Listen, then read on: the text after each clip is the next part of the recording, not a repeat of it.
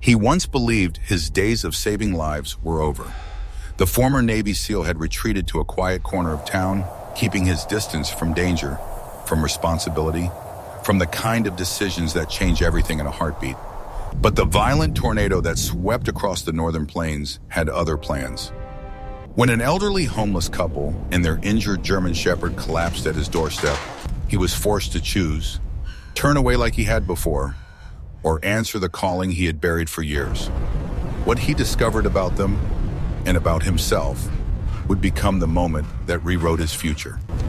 Before we begin, let me know where you're watching from and share your thoughts as you listen to this story.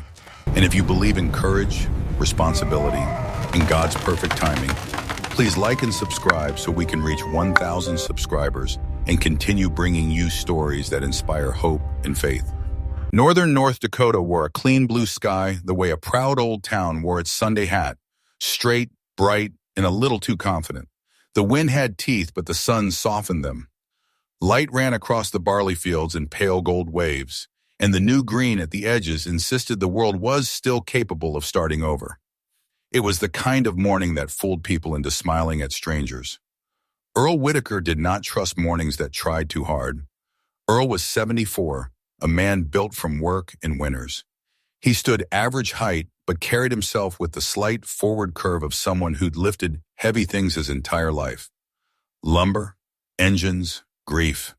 His hair had thinned into a gray fringe under a faded knit cap, and his stubble was the stubborn kind that grew because razors cost money and pride cost more.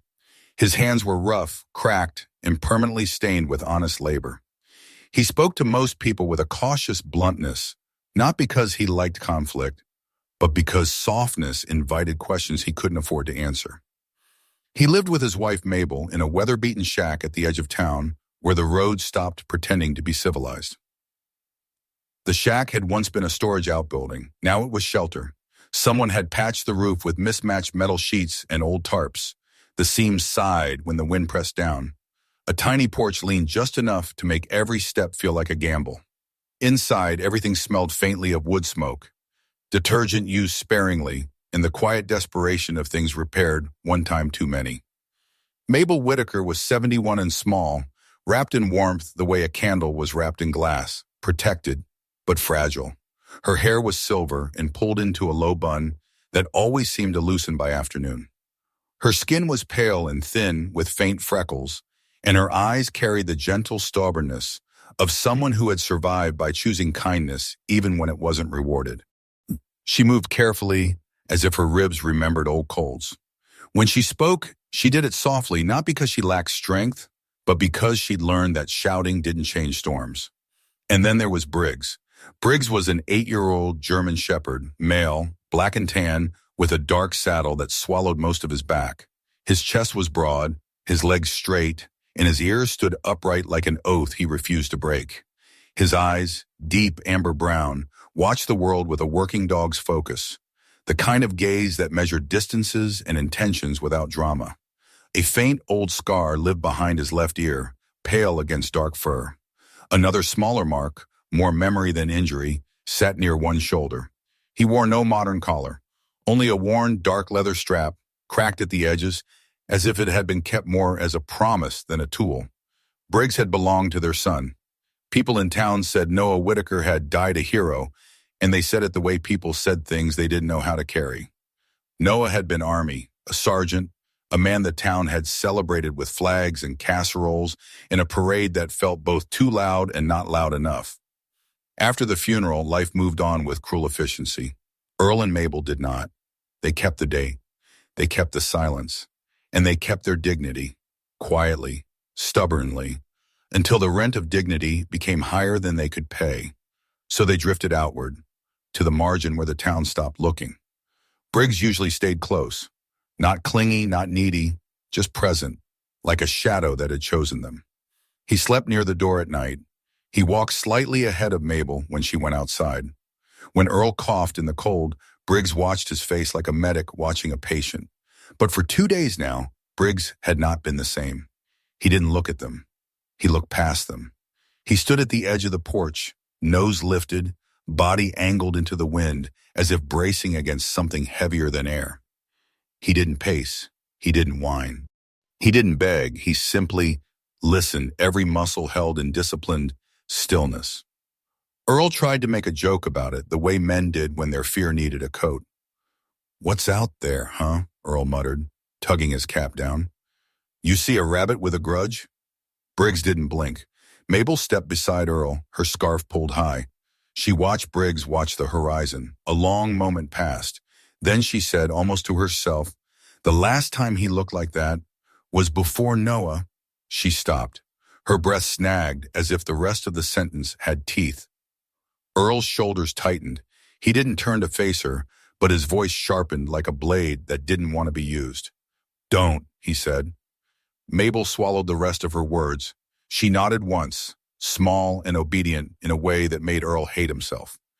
Briggs finally moved, just one slow step forward, toward the field, and Earl felt something deep in his ribs shift, as if the world had quietly removed a support beam. Briggs lowered his head and pressed his nose to the porch plank where Noah used to sit years ago, boots dangling, laughing at something no one else understood. Then Briggs did something he hadn't done since the funeral. He gave a single short bark, not loud, not frantic, a precise bark, like a signal. Mabel's eyes widened. Earl's throat tightened, because that bark wasn't for them. It was for someone who wasn't there.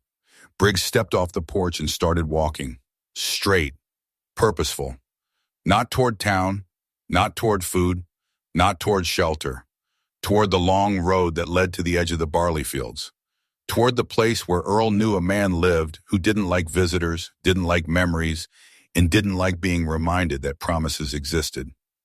Earl's voice came out rough. "Briggs?" The dog did not turn back. Mabel's hand found Earl's sleeve, small fingers gripping like a lifeline. "Ooh, Earl," she whispered, Maybe he's trying to tell us something." Earl stared at the dogs retreating back, and the old anger rose, the kind that wasn't aimed at anyone in particular, because it had nowhere clean to land. "Dogs don't tell," Earl said. "Dogs do." And Briggs was doing. Grant Calderon lived alone on the outskirts where the fields met a stretch of gravel road and the town's friendliness thinned into distance. Grant was 40, 6 feet tall, lean and compact, strength packed tight, not displayed. He was clean-shaven, razor close, exposing a square jaw and defined cheekbones that looked carved by cold wind and discipline. His hair was dark brown, clipped in a military cut grown just a fraction longer than regulation, as if he'd loosened one rule but kept the rest. His eyes were gray-blue, watchful, the color of steel under winter light. He wore the same outfit most days because routine was armor and he didn't feel like bleeding in public. A worn olive and army gray tactical combat shirt, soft from age, lightly frayed at cuffs and shoulders, faded by countless washes and harsh weather. Earth brown and moss green combat pants, knee scuffs etched in like old stories, cargo pockets slightly sagging from use, old military work boots, scuffed and reliable, and on his wrist, an old military watch that ticked like a stubborn heart. Grant fixed machines for farmers and took payment in cash, quiet gratitude, and the privilege of not being asked personal questions. He didn't attend town events. He didn't drink at the bar. He didn't keep his curtains open. He had chosen isolation the way some men chose exile, thinking it was peace when it was really just control. That morning he had a cardboard box on the kitchen table. Inside were the small pieces of a life that could be moved. A few tools, a folded blanket, a stack of paperwork. He had been preparing to leave. But not because he wanted adventure, but because staying made the past feel too close, like a hand on the back of his neck. He stared at the box for a long time, then snapped the flap shut with unnecessary force as if the tape could seal more than cardboard. A gust hit the cabin wall with a sigh. Grant paused, not because of the wind, but because of what the wind made him remember. Distant rotors, shouted coordinates. A friend's laugh cut short. He swallowed it down. He was good at that. Then came a sound that did not belong to his quiet. A scrape, a soft thud against the porch step. Grant's body shifted automatically, shoulders squared, breath lowered, attention narrowing into a clean beam. He crossed to the door, opened it, and the world changed by one dog-shaped truth. Briggs stood there, mud on his paws, wind lifting his coat, ears upright like antennae tuned to disaster. He did not wag his tail. He did not offer friendliness.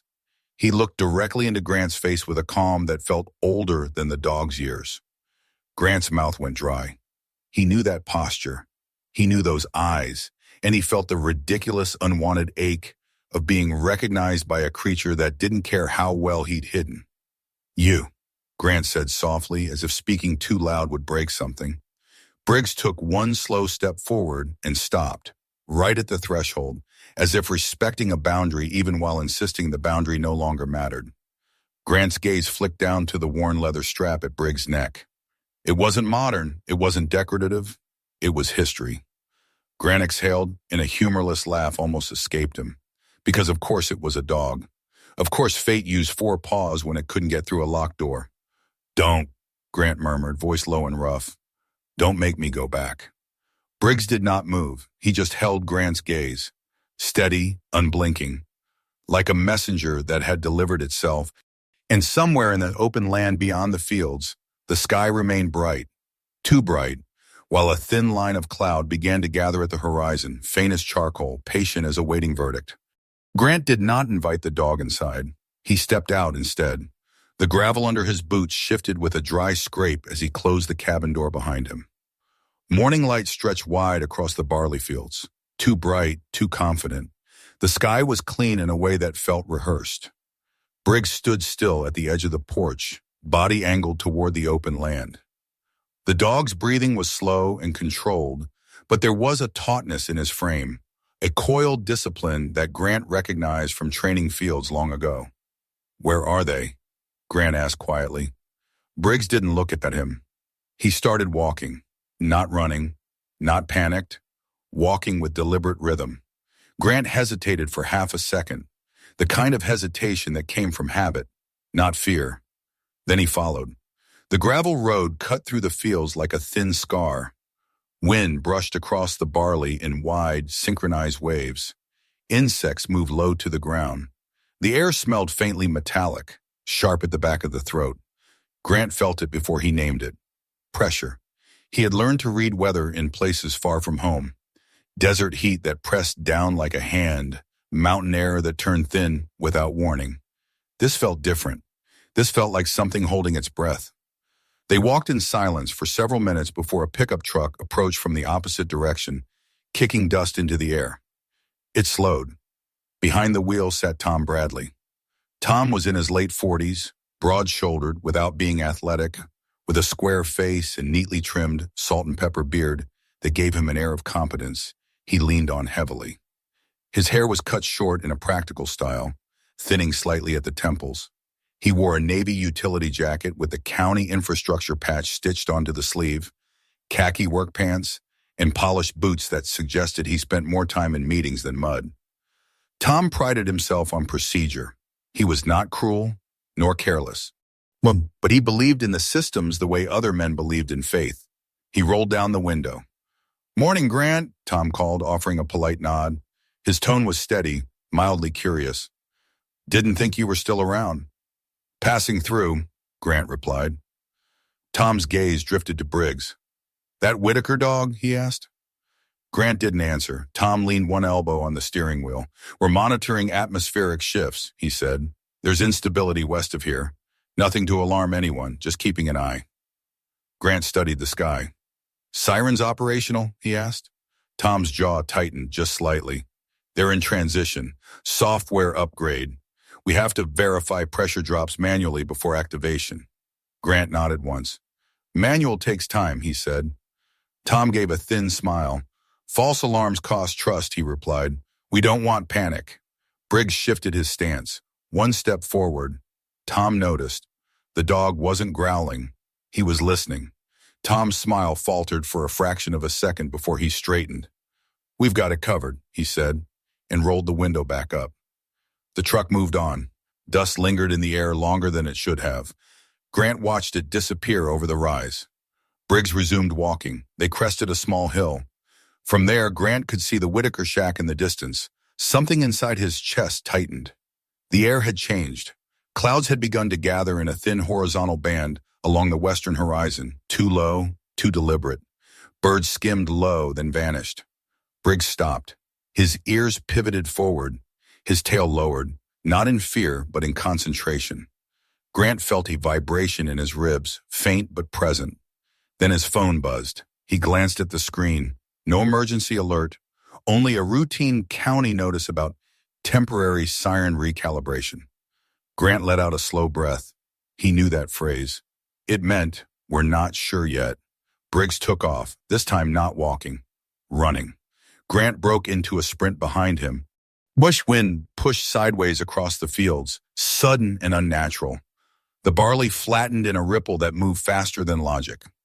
By the time Grant reached the shack, the sky had darkened from the west, like ink spilling into water. Earl was outside, gripping the porch railing, staring at the horizon with an expression that was neither surprised nor relieved. Mabel stood just inside the doorway, one hand pressed to her chest. "Get inside," Grant shouted. Earl shook his head. "They didn't sound it," he said. "No siren." Wind slammed into the side of the shack. Briggs barked once, sharp, urgent, not fear, command. Grant moved automatically. He ushered Mabel toward the interior corner where the support beam met the foundation. He grabbed an old mattress and dragged it over them. Earl followed, slower, pride battling instinct. The world outside changed sound, not louder, different. The wind no longer flowed, it rotated.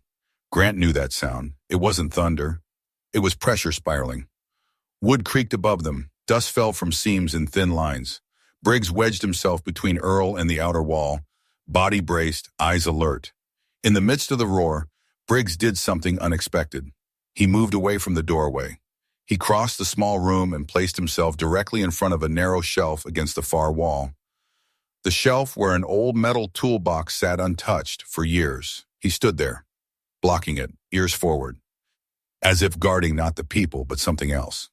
Grant noticed, even through the chaos, and for one split second before the roof began to shudder, Grant wondered, what was the dog protecting? The thought passed as the structure gave way. The back wall collapsed first, torn open by the force of rotation. Light and debris rushed in. A beam snapped loose and crashed to the floor. Grant shielded Mabel as wood splintered. Earl shouted something Grant couldn't hear. Briggs disappeared in dust and flying insulation. Then the pressure shifted. The roar moved eastward.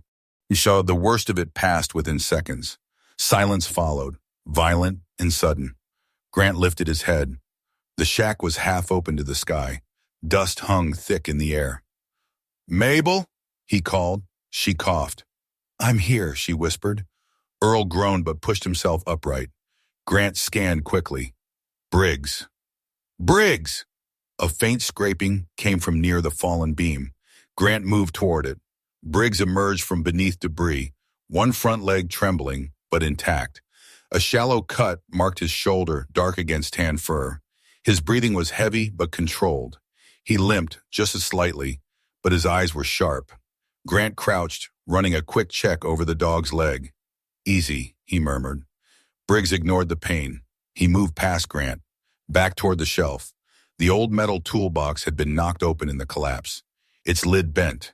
Inside, among rusted tools and coiled wires, lay a sealed envelope, waterproof, taped shut. Earl stared at it. Grant looked from the envelope to Briggs. "You knew," Grant said softly. Earl swallowed. "Noah left that," he admitted. "Told me if anything ever felt wrong, to give it to you." Grant felt something cold slide into place inside him. "And it took a storm to feel wrong?" he asked. Earl shook his head. "It felt wrong before," he said. "I just didn't want to know." Wind continued across the broken field, softer now, but persistent. In the distance, a siren finally began to wail. Late. Grant stood slowly. He looked at Briggs. The dog held his gaze. Not triumphant, not frightened. Present. Grant reached down and picked up the envelope. It was heavier than paper should be. The siren's echo rolled across the land like an apology that arrived after the damage. Grant glanced west. The sky was clearing already, as if nothing had happened. But something had shifted. Not the weather. The choice. He turned toward Earl. "We need to get you somewhere safe," he said. Earl nodded once, exhausted. Mabel stepped forward, her hand resting gently on Briggs' back. The dog did not flinch. He leaned slightly into her touch. Grant looked down at the envelope again. He did not open it, not yet, because some truths waited, and some waited too long. The wind moved through the torn shack, and for the first time that day, Grant did not feel like leaving. The wind had moved on, but it had not taken the silence with it. What remained of the Whitaker shack leaned at an angle that felt temporary, like a breath held too long. Broken boards lay scattered across the dirt. The barley fields beyond were flattened in wide, chaotic patterns, as if an invisible hand had dragged its fingers through them and walked away. Grant stood in the open doorway that no longer had a door. The envelope was still in his hand. It was thick, waterproof, sealed carefully with old tape yellowed at the edges. Noah's handwriting stretched across the front in firm, slightly slanted strokes. For Grant, if something feels wrong. Grant did not open it, not yet. Behind him, Earl sat on an overturned crate, shoulders slumped but jaw set. His face looked older than it had that morning. The lines around his mouth had deepened into something closer to resignation than exhaustion. Mabel had wrapped a wool blanket around her shoulders and was sitting on what remained of the bed frame. She watched Grant without pressure, without expectation. Her gentleness had always been strategic. She knew that forcing truth out of someone only made it retreat further. Briggs lay near the wall where debris had been cleared. His breathing had steadied, but the shallow cut along his shoulder was visible now, a thin red line cutting through tan fur. He held himself with the quiet dignity of a working dog who accepted pain as part of duty. His ears were upright, eyes alert, but there was something else in his gaze today. Not warning, not urgency, waiting.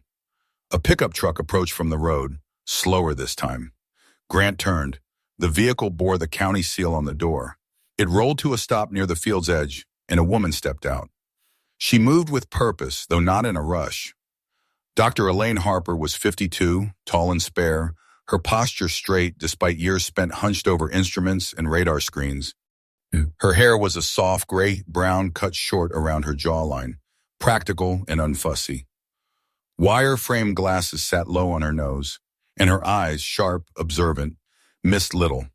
She wore a dark green field jacket over a charcoal turtleneck, dark jeans tucked into weatherproof boots. There was no panic in her expression, only assessment. Elaine had retired from state meteorology 5 years earlier after a series of budget cuts that forced her to defend data instead of analyze it. She had chosen to stay in this town because she believed small places deserved accurate warnings as much as cities did. She surveyed the damage, then looked at the sky. The rotation developed faster than predicted, she said calmly. Pressure drop accelerated in under 4 minutes. Earl let out a bitter laugh. "No siren," he replied. Elaine's mouth tightened slightly. "I heard," she said. Grant stepped forward. "Manual confirmation?" he asked. Elaine nodded once. "The system flagged instability," she said, "but it requires human validation before triggering the full alert. They were still reviewing." Grant didn't ask who they were. He already knew. Briggs lifted his head. Elaine noticed. "That dog sensed it early, didn't he?" she asked softly. Grant didn't answer immediately. "He moved before the clouds shifted," he said finally. Elaine adjusted her glasses. "Animals pick up infrasound, low-frequency vibrations before humans detect them," she explained. "It's not instinct in the mystical sense. It's biology." Grant looked down at Briggs. He wasn't interested in mysticism. He was interested in timing. Earl shifted in his seat. "I don't care what you call it," he said. "It was earlier than the siren." Elaine met his gaze steadily. "Yes," she said. There was no defensiveness in her tone, only fact. A second vehicle approached from the opposite direction, tires crunching over debris. This one was darker, less official. Deputy Ron Vickers stepped out. Ron was 46, broad-chested and thick through the shoulders. His once athletic build softened slightly by years behind a desk. His face was rounder than it used to be, and a permanent crease lived between his brows. His short brown hair was flecked with gray, and a trimmed mustache framed a mouth that often hesitated before speaking. Ron had grown up in this town. He'd played high school football with Noah. He carried law enforcement like a responsibility, not an authority. He took in the scene slowly. "Everyone all right?" he asked. "For now," Grant replied. Ron nodded, scanning the damaged structure. "We'll get emergency housing arranged," he said. "Temporary." Earl's pride flared. "We're not charity," he muttered. Ron stepped closer, lowering his voice. "It's not charity," he said gently. "It's paperwork." That earned the faintest nod from Earl. Briggs stood slowly. His injured leg held, but there was a subtle shift in his balance now, a reminder that flesh did not ignore force without consequence. Grant noticed. He crouched briefly, resting a hand against the dog's neck. "You stay still," he murmured. Briggs did not sit. He remained standing, gaze fixed on the open field beyond the shattered wall. A gust of wind rolled across the flattened barley, lifting loose papers and debris into the air. One sheet separated from the envelope in Grant's hand. He hadn't opened it, he was certain. Yet a folded corner had slipped free between layers of tape, loosened by moisture and impact. The wind caught it. The paper lifted, spun once in the air, and drifted toward the broken edge of the field. Briggs reacted instantly. He lunged forward, not in panic but precision, catching the page gently between his teeth before it touched the dirt. He carried it back to Grant. Careful, deliberate. Grant took it slowly. The page was handwritten. Only a fragment was visible. A single line stood out. They hesitated. No context, no accusation, just those two words. Grant felt something shift behind his ribs. Not anger, recognition. He folded the paper again without reading further and slipped it back into the envelope.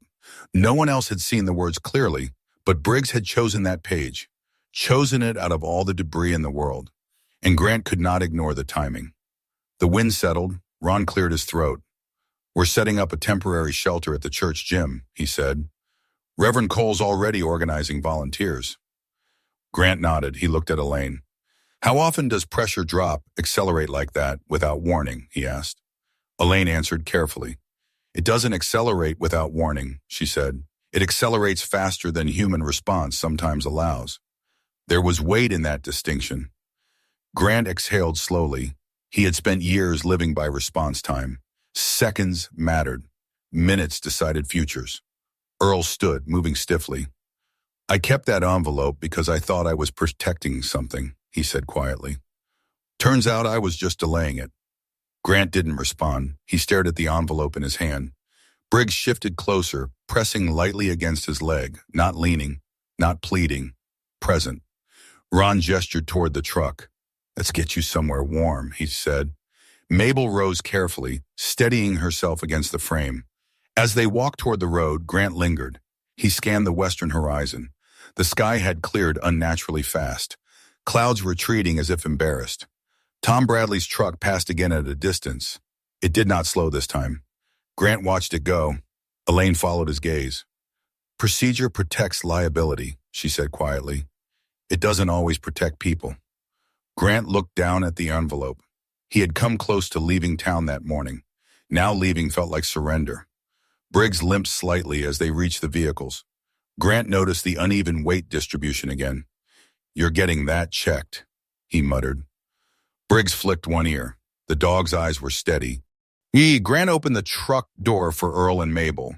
He did not open the envelope, not yet, because some truths demanded space before they were faced, and space was something he had just run out of. As the vehicles pulled away from the broken shack, the barley fields lay flattened in uneven patterns behind them, evidence not only of wind, but of delay. Grant rested the envelope on his thigh as he drove. The paper felt heavier than it should, not because of what was inside, but because of what had waited too long. He glanced at Briggs in the passenger seat. The dog's gaze was fixed forward, unblinking. Grant tightened his grip on the steering wheel. For the first time in years, he wasn't thinking about escape. He was thinking about timing, and timing, he knew better than most, could mean the difference between loss and survival. The church gym smelled like coffee, floor polish, and quiet humiliation. Cots lined the polished wood in two neat rows, their thin metal frames clicking softly whenever someone shifted their weight. Volunteers moved gently between them, offering blankets, paper cups, and the kind of kindness that didn't stare too long. Grant stood near the double doors, shoulders squared, scanning the room out of habit more than necessity. He had not opened the envelope. It remained folded inside the inside pocket of his worn olive combat shirt, the paper resting flat against his chest like a second pulse. Earl and Mabel sat side by side on one of the cots. Earl's posture was rigid despite the exhaustion in his eyes. He refused to lie back. Mabel leaned slightly toward him, her small hand resting against his forearm, as if reminding him that breathing was still an option. Briggs lay on the floor near their feet. The dog's coat was brushed roughly clean of debris, but the shallow cut on his shoulder had been disinfected and wrapped by one of the volunteers. He did not seem impressed by the bandage. His ears remained upright, his amber brown eyes alert. He wasn't guarding the room. He was watching Grant. Across the gym, a tall man in his early 60s was directing volunteers with a calm, practiced authority. Reverend Daniel Cole had a narrow face framed by thinning white hair and kind blue eyes that carried a depth earned through years of listening to other people's confessions. He wore a simple gray sweater over a collared shirt and dark trousers. His movements were measured, deliberate. He spoke softly, but when he did, people listened. He approached Grant slowly, as if aware that sudden gestures could trigger reflexes that had nothing to do with church. "You did good work out there," the Reverend said gently. Grant's jaw tightened slightly. "It was timing," he replied. The Reverend nodded. "Timing is often where faith and responsibility meet," he said. Grant did not answer. He had stopped believing in tidy explanations a long time ago. Across the gym, Deputy Ron Vickers was speaking quietly with Tom Bradley near a folding table stacked with bottled water. Tom stood straighter than usual, his utility jacket zipped higher than the weather required. His trimmed beard framed a mouth that had been pressed into a thin line for most of the afternoon. He looked less like a confident administrator and more like a man reviewing numbers in his head. Grant walked toward them. Briggs rose immediately and followed, ignoring the slight imbalance in his stride. Ron noticed first. "You all right, Marcel?" he asked Grant. "For now," Grant replied. Tom cleared his throat. "The official report will list this as an unexpected acceleration event," he said. Forecast models indicated instability, but rotation parameters didn't meet threshold for automatic trigger. Grant studied him. "Automatic trigger?" he asked. Tom hesitated. "There's a fail-safe threshold," he explained. "If barometric pressure drops beyond a certain point within a defined time frame, the system activates without manual confirmation." Grant's eyes narrowed slightly. "And today?" Tom shifted his weight. "The pressure dropped in 8 minutes, as he said. Threshold is calibrated for 6. 8 minutes. The number settled heavily in the air." Ron glanced at Tom. "That calibration was set after the last false alarm lawsuit," he said quietly. Grant's chest felt tight, not with anger, but with something colder. 2 minutes, he said. "That's the margin." Tom looked at him directly. "False alarms cost credibility," he replied. "People stop responding." Grant didn't argue. He didn't need to. He had seen what 2 minutes could cost. Briggs moved closer to Tom. Not aggressive, not growling, just standing within his line of sight. Tom swallowed. It was subtle but visible. The dog's presence did something numbers could not. A teenage boy approached cautiously from the edge of the gym. He couldn't have been more than 16, tall and lanky with sandy blonde hair falling into nervous eyes. His name tag read Caleb Morrison. He wore a volunteer vest 2 sizes too big and sneakers scuffed from restless energy. Caleb cleared his throat. "Sir," he said to Tom, voice hesitant, "I was monitoring the backup console when the pressure started dropping." Tom stiffened. Caleb continued, words tumbling out faster now. The early indicator line spiked before the 6-minute window. It flagged red. "I thought that meant—" Tom interrupted smoothly. "It meant the system was assessing variability," he said. Caleb swallowed. "But it said critical on the display," he insisted quietly. The room did not grow louder. It grew still. Grant's eyes shifted to Caleb. The boy's hands were shaking slightly, but he didn't look away. Briggs turned toward Caleb. Not at Tom, at the boy, and for a moment it felt as if the dog were measuring honesty by heartbeat. Tom's expression hardened, but only slightly. "The display uses standardized warning language," he said evenly. "It does not equate to activation criteria." Caleb nodded, but uncertainty lingered in his posture. Grant spoke, voice calm. What time did it flag red? Caleb hesitated, then answered. 3 minutes before rotation began, he said. 3 minutes. Grant felt the number settle like a stone. Not accusation, not yet, but something measurable. Tom's jaw flexed. I followed protocol, he said. Grant held his gaze. I believe you did, he replied. And that was the problem. The gym noise resumed gradually. Small conversations, quiet movement, the scrape of folding chairs. Reverend Cole placed a hand lightly on Caleb's shoulder, guiding him toward the coffee station with reassuring words. Tom exhaled slowly. These systems are designed to balance risk, he said. Panic versus precision. Grant nodded once. And sometimes, he said quietly, precision hesitates. Tom didn't respond. Ron stepped in. So, we'll review the data, he said carefully. That's all. Grant turned away. Briggs followed. They moved toward the far end of the gym where sunlight filtered in through high windows, dust particles drifting lazily in the beams. Grant leaned against the wall. 8 minutes. 3 early warning. 6 threshold. 2-minute gap. He had lived in 2-minute gaps before. They had names, faces. He looked down at Briggs. The dog's breathing was steady. You felt it before the console did, Grant murmured. Briggs blinked slowly. Grant crouched, examining the bandage again. The cut was shallow but real. You don't get to be invincible, he said softly. Briggs rested his chin briefly against Grant's knee, not seeking comfort, offering presence. Across the room, Earl was watching, not the officials, not the volunteers. Grant. There was something in the older man's gaze now that hadn't been there before.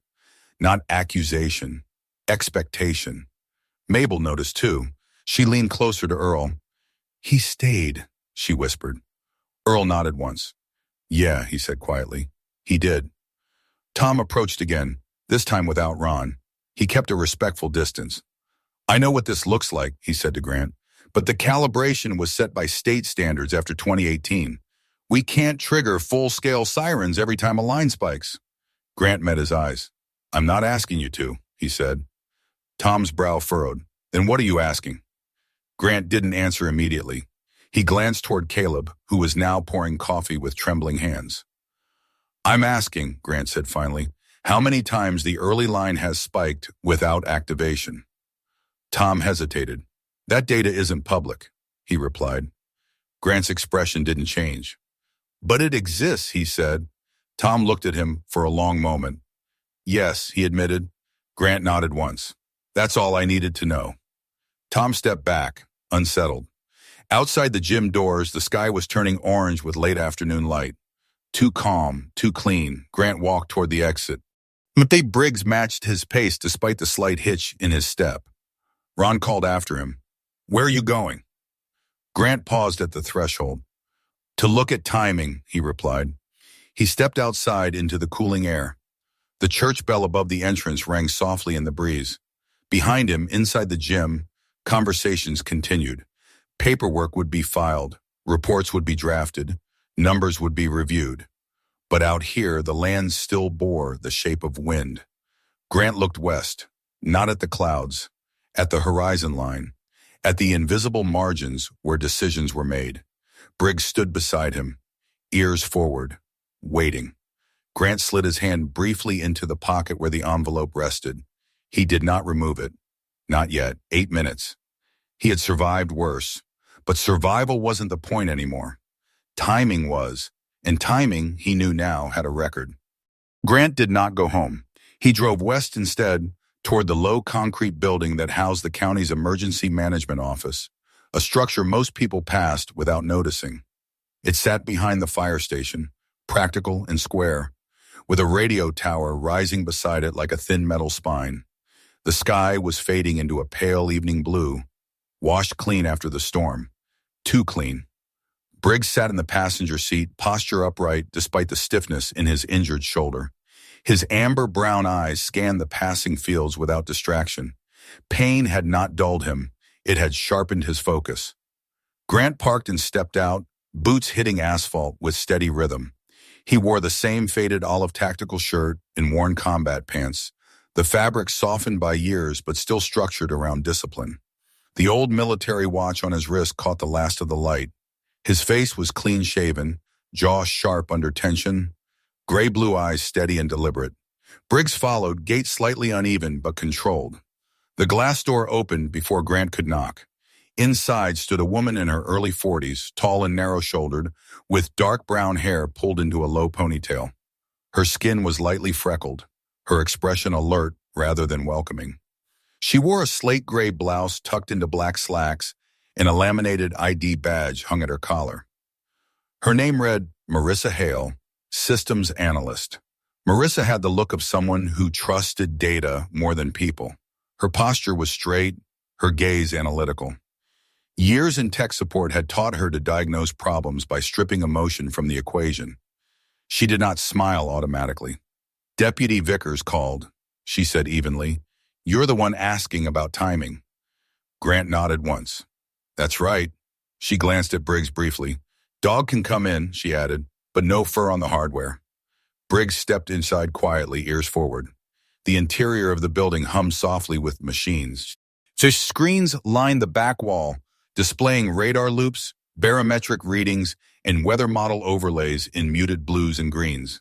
The air smelled faintly of recycled ventilation and warm circuitry. Marissa moved toward the central console. "You're not authorized to view live data," she said calmly, "but archived logs are public under review." Grant studied the monitors. "I'm not here for access clearance," and he replied, "I'm here for sequence." Marissa's eyebrow lifted slightly. "That's specific," she said. She typed rapidly, fingers moving with practiced speed. Lines of timestamps filled the screen. Briggs moved slowly across the room, nose low, but not touching the floor. He paused near the base of the console tower, ears twitching at the subtle vibration of the hardware. Grant stood behind Marissa, reading over her shoulder. "Barometric drop initiated at 14:07, she said. "Preliminary instability alert at 14:09. Escalation marker at 14:12. Grant remained still. "And rotation began?" 14:15. Grant did the math silently. Marissa continued. "Manual confirmation request sent at 14:10. Response logged at 14:14. Grant's jaw flexed. 4 minutes. Marissa nodded. "Yes." She turned slightly toward him. "You're thinking it should have triggered automatically." "I'm thinking thresholds don't change physics," Grant replied. Marissa's lips pressed together. "Thresholds are set by policy," she said. "Policy assumes manageable risk." Grant's gaze shifted to Briggs. The dog had stopped moving. He was standing directly beneath a secondary monitor mounted low along the wall, one that displayed an alternate data feed. His ears were upright, focused. Marissa noticed the dog first. "He shouldn't be near the cooling intake," she said. But Briggs didn't react to her voice. He stared at the secondary screen. Grant followed his line of sight. The alternate feed showed a graph that differed slightly from the main display. The pressure drop curve was steeper. "Earlier?" Grant stepping closer. "Why are there two curves?" he asked. Marissa frowned and pulled up the legend. "One is filtered," she said slowly.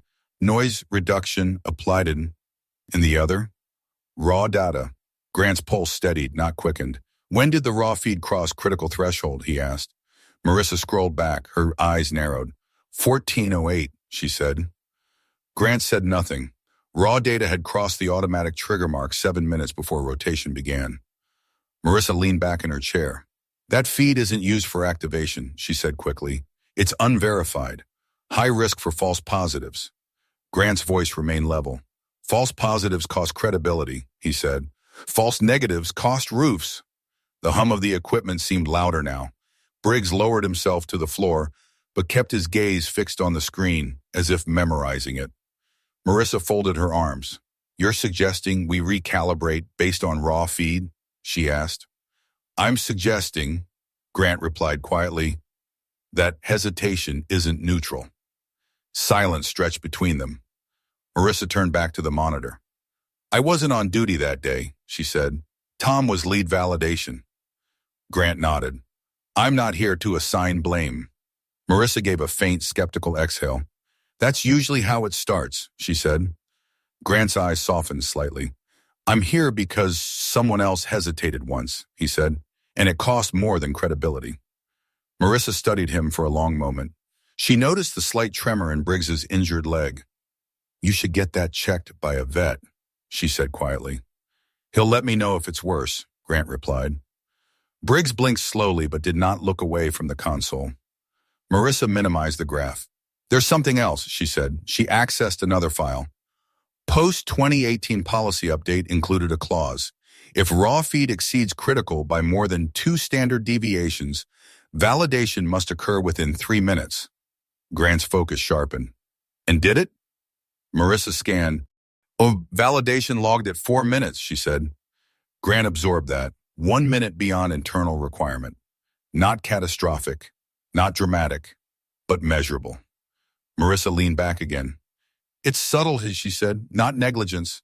Delay. Grant nodded once. Delay compounds, he said.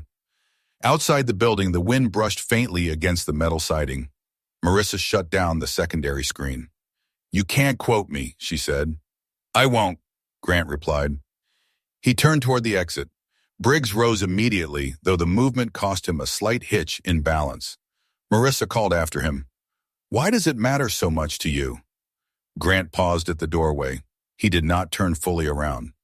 Because someone once trusted the timing, he said, and timing trusted policy. He stepped outside. Evening had deepened into a muted indigo. The air felt cool and deceptively peaceful. Briggs walked beside him. Grant crouched briefly in the parking lot, examining the dog's shoulder again. The wound was clean but tender. You don't get medals for pushing through, Grant muttered. Briggs nudged his hand once. Grant stood and looked back at the building. Lights glowed softly through the windows. Inside, numbers moved across screens, neutral and obedient. Outside, the land stretched wide and indifferent. Grant exhaled slowly. Raw feed, filtered feed, validation at 4 minutes, rotation at 8. He wasn't searching for villains. He was mapping hesitation. Briggs climbed into the truck without assistance. Grant followed. As he started the engine, he glanced once more at the county office. He did not feel anger. He felt clarity. And clarity, he knew, demanded something. The truck rolled forward into the cooling dusk. Behind them, the tower stood against the sky, blinking red in steady intervals. Precise, predictable, unlike the wind. Grant drove without music. Briggs rested his head near the window, watching the horizon.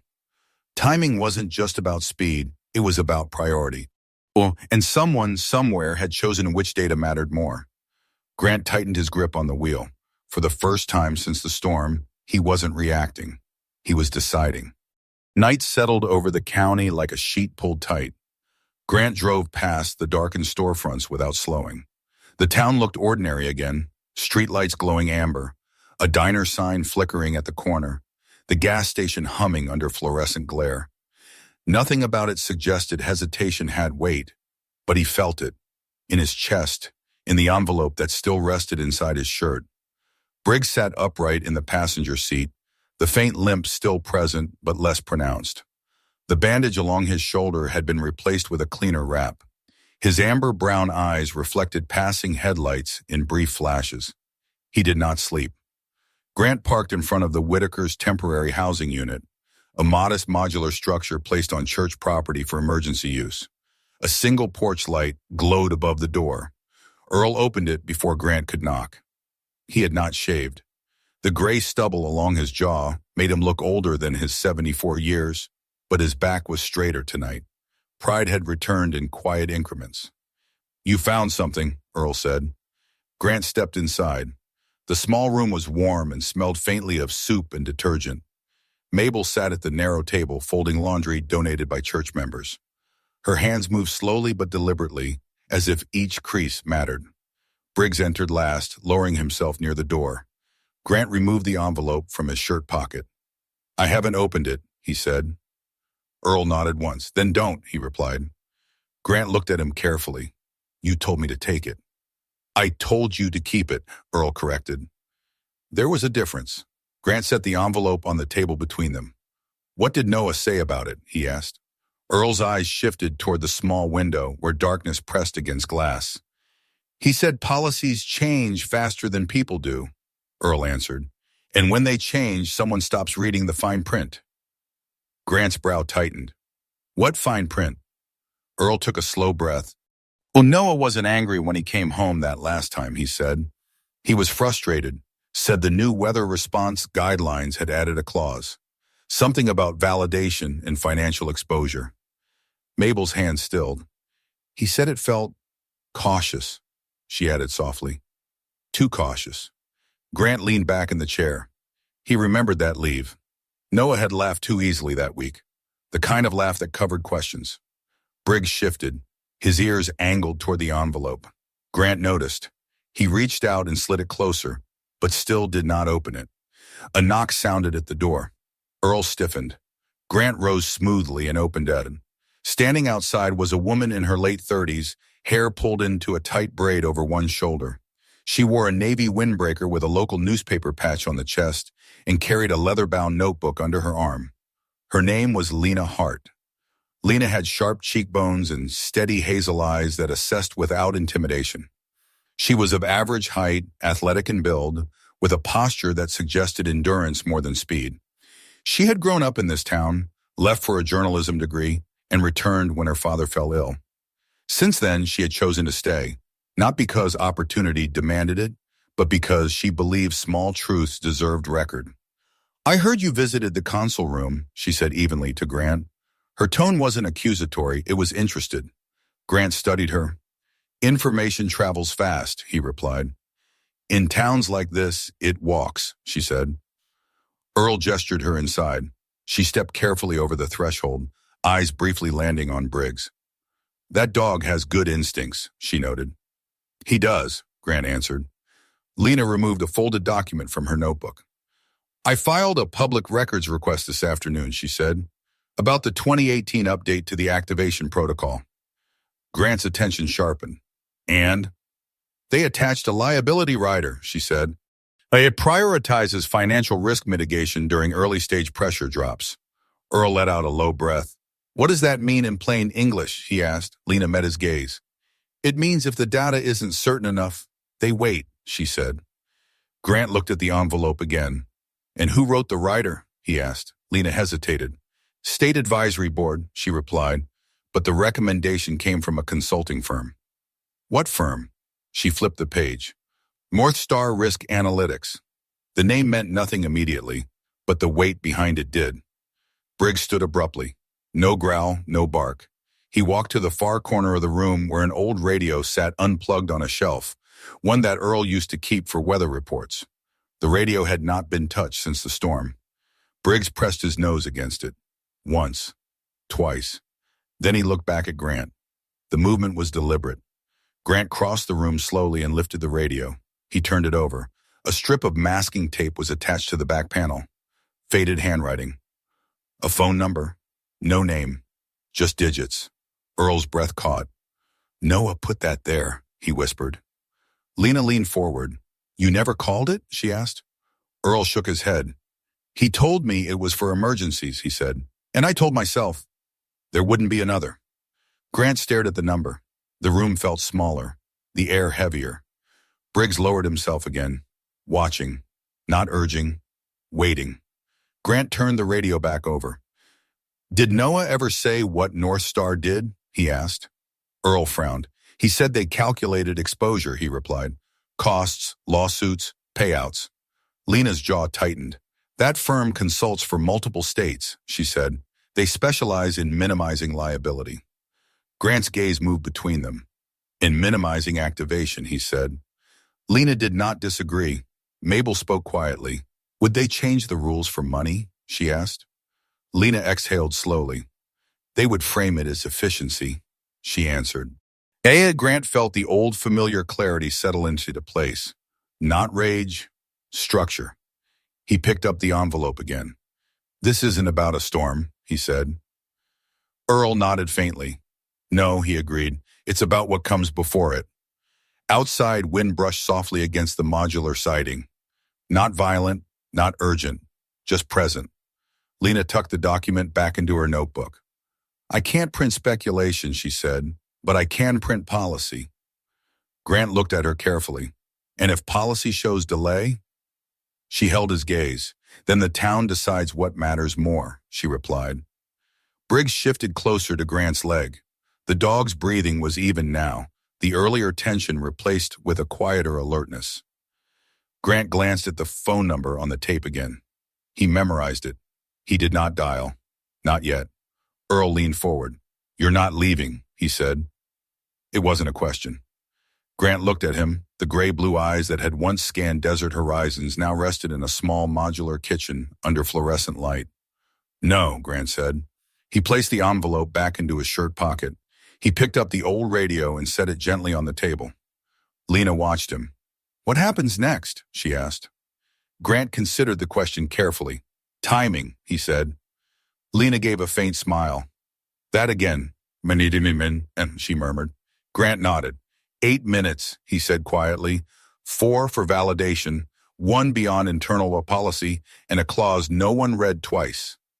Mabel folded the last shirt in her hands. Then read it again, she said softly. Silence followed. Not empty, decided. Briggs stood and walked to the door. He did not push it open. He waited. Grant followed. He opened the door and cool night air filled the room. The sky above was clear, stars scattered like quiet witnesses. Grant stepped onto the small porch. He looked west, then down at the number written in his mind. Policy, clause, consulting firm, phone number.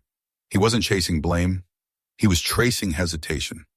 Briggs sat beside him, steady. No, the wind moved through the trees, not a warning this time, just motion. Grant finally allowed himself a single, controlled breath. He would call the number. But not tonight.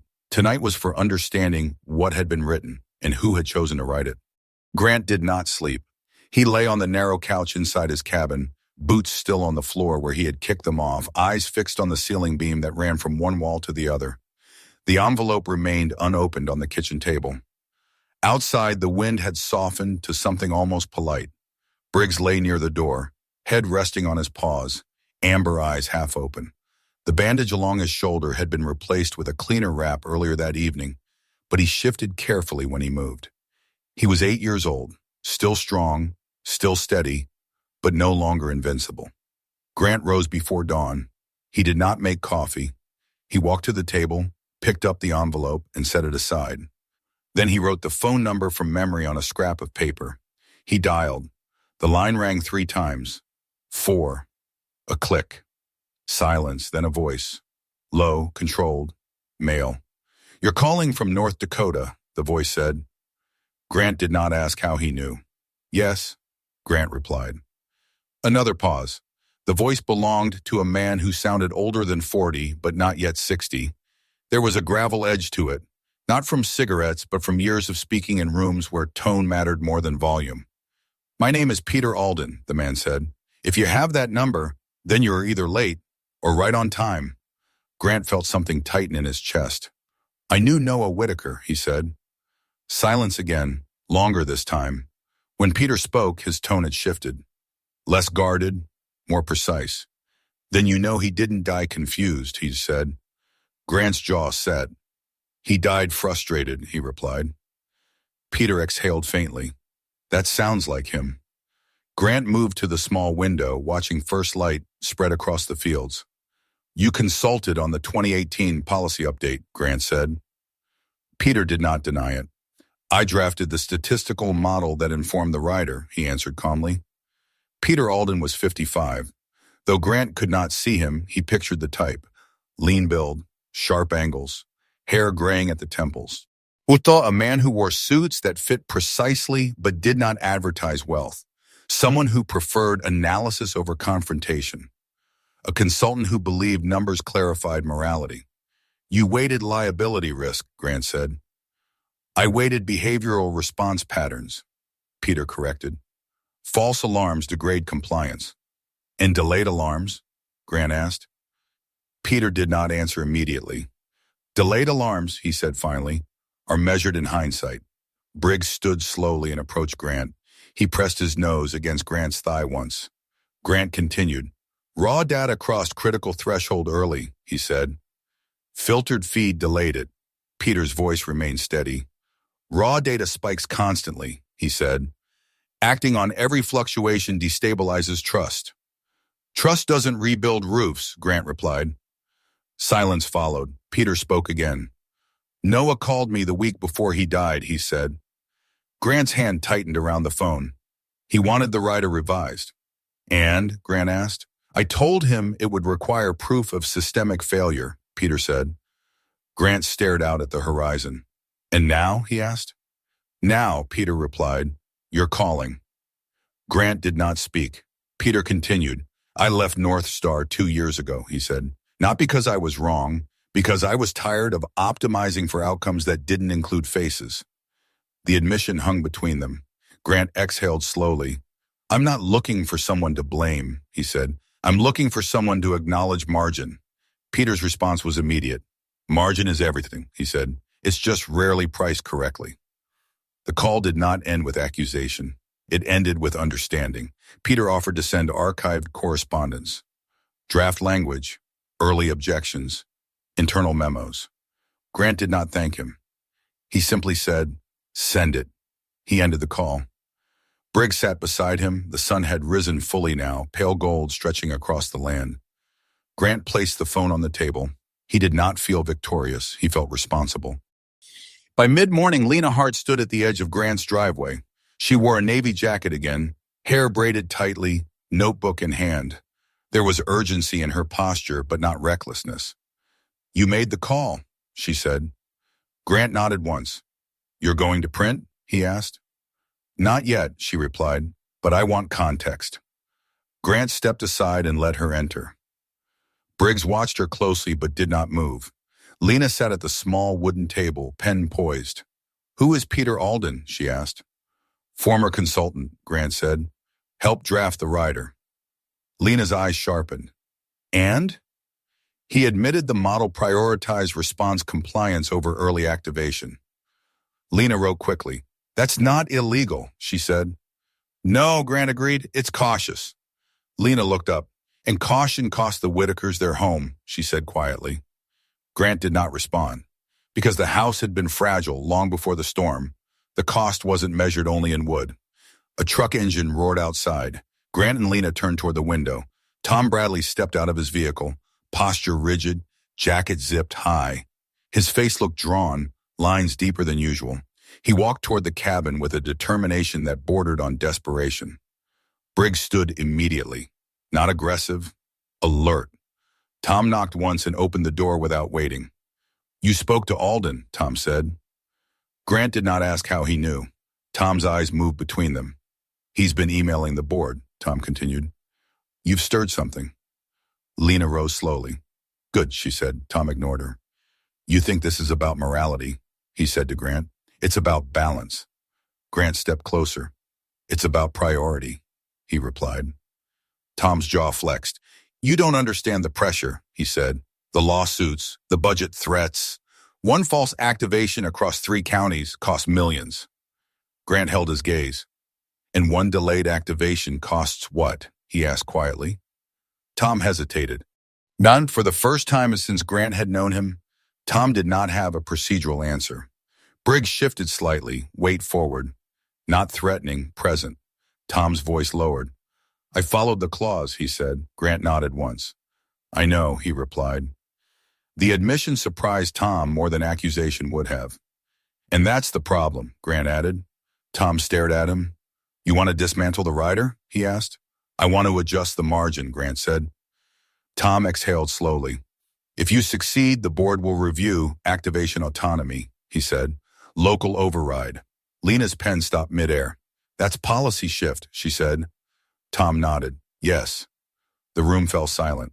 This wasn't about firing anyone. It was about recalibrating hesitation. Tom looked at Briggs briefly. You think a dog makes better decisions? He asked, not mocking, curious. Grant glanced down at Briggs. I think a dog reacts to risk without consulting liability, he said. Tom let out a short breath that almost resembled a laugh. Outside, wind brushed the fields again. Not violent, just moving. Tom stepped back toward the door. I'll attend the board review, he said. But if this destabilizes response trust, it's on you.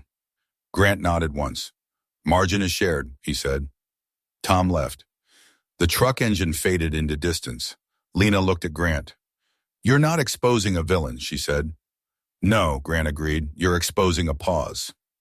Grant picked up the envelope again. He finally opened it. Inside were 3 pages. Not accusations, not manifestos. Data, notes, handwritten calculations in Noah's firm script. At the bottom of the last page was a single line, trust early warning. Grant read it twice, then folded the pages carefully. He placed them on the table. Lena's eyes were wet, not from sentiment, but from recognition. That's your headline, she said quietly. Grant shook his head. No, he replied. That's the standard. Briggs lowered himself at his feet. The dog's breathing was steady now, the limp still present, but smaller. Grant stepped outside onto the porch. He looked west, not searching for clouds, searching for space. The sky was clear, the land still. Timing had not been corrected yet, but it had been named, and naming something changed how it moved. Grant rested his hand briefly on Briggs's head. The dog leaned into it for a fraction of a second, then stilled. Grant exhaled slowly. He was no longer tracing hesitation. He was preparing to measure it, and this time margin would not be invisible. Before this story ends, there is something worth holding on to. This was never just about a storm. It was about hesitation. It was about the small spaces between data and decision, between knowing and acting, between warning and response. 8 minutes, 4 minutes, 1 minute beyond a policy. On paper, those numbers looked harmless. In real life, they carried weight, roofs, memories, safety, trust. What changed everything was not anger, it was attention. A dog sensed what machines filtered out. A father kept what he didn't fully understand. A man who once wanted to leave chose to stay. And in the quiet space between protocol and conscience, someone finally asked, what are we prioritizing? That question is not limited to emergency systems. It belongs in our daily lives. How often do we hesitate to speak truth? Truth because it feels inconvenient. How often do we delay kindness because it doesn't fit our schedule? How often do we ignore early warnings in relationships, health, faith, or responsibility because the risk feels manageable? We tell ourselves there is time. Sometimes there is, sometimes there isn't.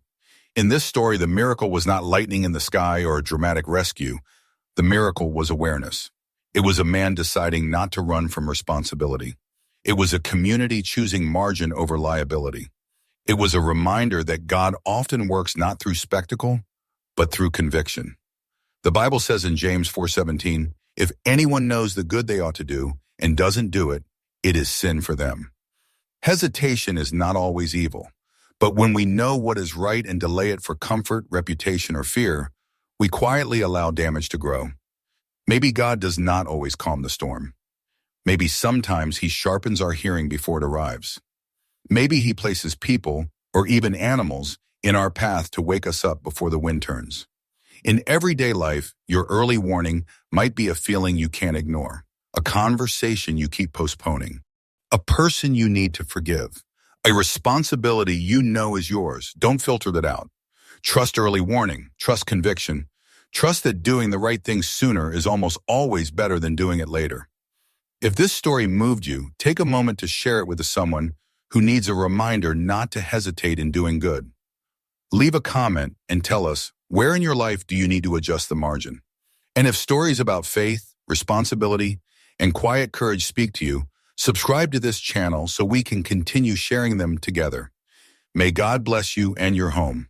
May he give you clarity when decisions feel small but carry weight. May he protect you in moments of uncertainty. And may he guide you to act when it matters most. Because sometimes the difference between loss and safety is simply not waiting too long.